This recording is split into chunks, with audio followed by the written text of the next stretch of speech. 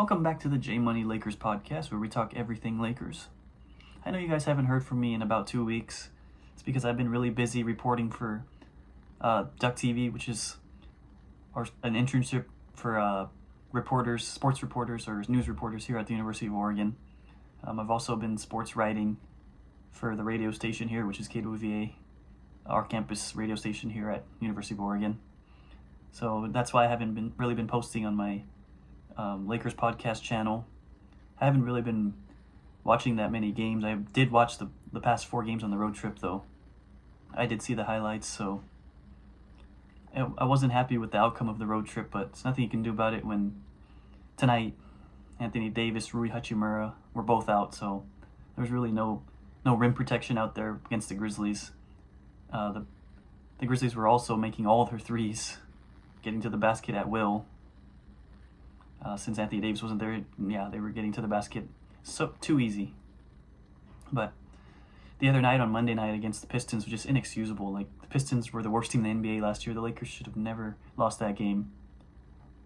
The Pistons that's the one game where I was just mad at. I thought the Lakers could have hit more shots in that game, played a little harder, especially. Anthony Davis played hard, but nobody really helped him. Max Christie doesn't have any confidence. He can't hit shots. Gabe Vincent, same thing, can't hit shots. D'Angelo can't hit shots. Like, these guys have got to help LeBron and Anthony Davis, or they just won't win. They just won't win that many games this season, especially with Jared Vanderbilt, Christian Wood also out. These role players have got to do a better job. I think JJ Redick is a really good coach, but he's got to get Dalton Connect more involved. He's got to start running more plays for D'Angelo. D'Angelo's not like a guy that could just create his own shot. He's better off when he catches and shoots. In my opinion, I think some people may think he's better off the dribble, but I think he's better in catch and shoot. Because I think when he shoots off the dribble, he doesn't have any rhythm on his shot. I was not happy with this road trip. Only went 1-4. They only won 1 game in this road trip, and it was against the Toronto Raptors, who they were up by over 20 in that game, and they almost gave up that lead. Which was just, I don't know what's going on with this Lakers team right now. They really do need Christian Wood back. They need Jared Vanderbilt back. They need those two back really bad. Tonight, they were just missing Jared Vanderbilt, Christian Wood, Anthony Davis, Rui Hachimura. They were missing their whole team pretty much. Jackson Hayes had to start at center. And we all know when Jackson Hayes plays center, or starts at center, there's no backup center. Christian Coloco's first game in a while, he obviously wasn't in rhythm, so you can't expect him to do much off the bench being the backup center. Especially against the Grizzlies team, who has Zach Edey at 7'4". Jay Huff which made no sense to me. Jay Huff was on fire in tonight's game. He used to play on the Lakers on a 2-way contract. Scottie Pippen Jr., same thing. On fire against the Lakers. I think Scottie Pippen Jr. finished with, 12 points. I think Jay Huff finished with 11 points off the bench. These guys were just trying to prove to Rob Pelinka that they should have given both of them roster spots. That he should have given both of them roster spots. In my opinion, I agree. I think Scottie Pippen is a lot better than Gabe Vincent. He can score the ball a lot better and a lot easier than Gabe Vincent, actually. And he plays some pretty good defense also. So, I don't know what JJ Redick can do at this point, because he's still missing Jared Vanderbilt and Christian Wood, Jared Vanderbilt's his best defender. And he hasn't played a single game in, a year and a half? Come on, man. They really do need Jared Vanderbilt really bad. Christian Wood also. Christian Wood needs to be the backup center as soon as he comes back, because he plays a lot better defense than Jackson Hayes. He gets more rebounds than Jackson Hayes, and he's shorter, which makes no sense to me. He can knock down threes, which the Lakers need. They need a big that can knock down threes. Because almost every single big in the NBA can knock down a 3. You look at the Joel Embiids. You look at Brook Lopez on the Bucks. There's a lot of them. They can all knock down threes. You look at Karl Anthony Towns. He can knock down threes. There's a lot of those guys a lot of bigs that can knock down threes in the NBA. But like I said, 1-4 on this road trip is just inexcusable in the other games, because they were healthy in the other games. besides Jared Vanderbilt and Christian Wood, which they don't really count because they haven't played a game all year. In terms of other than those two, they were healthy in those other games.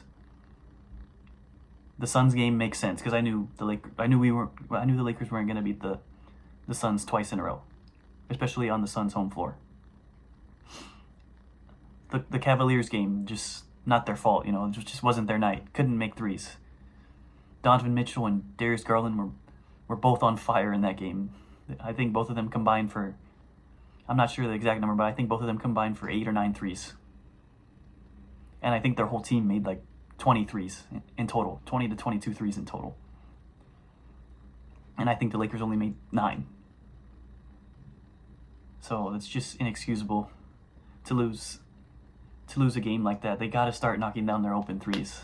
This has been a problem for the Lakers for the last 2 seasons. They have not been able to hit their open threes, and then the teams they're playing is knocking down all their open threes. This happens time and time again. Yes, I do agree. I do think JJ Redick is a lot better coach than Darvin Ham. He can't go out there and play for them. I think they should start practicing more threes in practice, but he can't go out there and play for them in an actual game. They got to start making threes themselves in the games. JJ Redick knows a thing or two about making threes. He was one of the best three-point shooters in the league when he was in the league.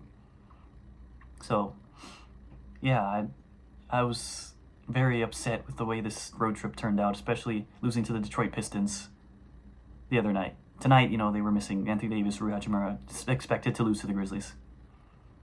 But the other night, the Detroit Pistons, inexcusable. Even the Cavaliers game, didn't play hard enough. Didn't knock down their open threes. Weren't playing as good of defense as I've usually seen the Lakers play.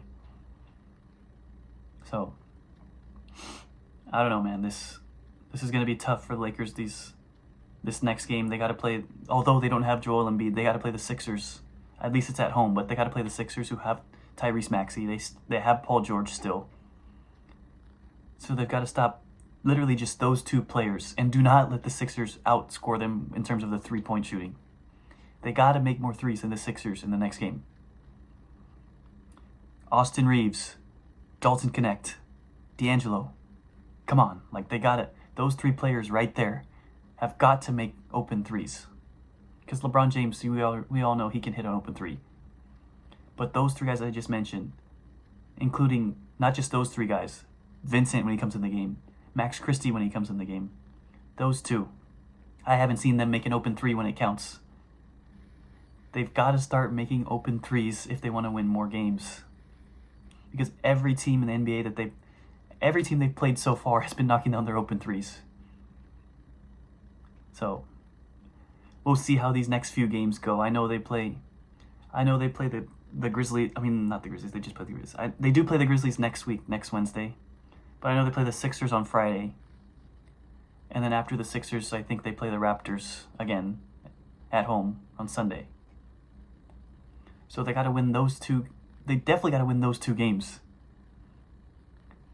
Because I think after the Raptors game, they play the Grizzlies again at home on Wednesday, and then they play, I think they have a back-to-back, and then the NBA Cup starts, and they play the Spurs next Thursday. So these 4 games, Sixers, Raptors, Grizzlies, Spurs, are all winnable. Especially because 3 of those games are at home. Those 3 home games, like I've always said, they've got to protect their home floor. So, we'll see if they can protect their home floor against those 3 teams that I mentioned, the Sixers, Grizzlies, and the Raptors, which I think they can go 3-0 in those games. So, I hope you guys enjoyed this video. That's it for me today. Make sure you drop a like, subscribe if you're new, and I'll see you guys in the next video. Peace.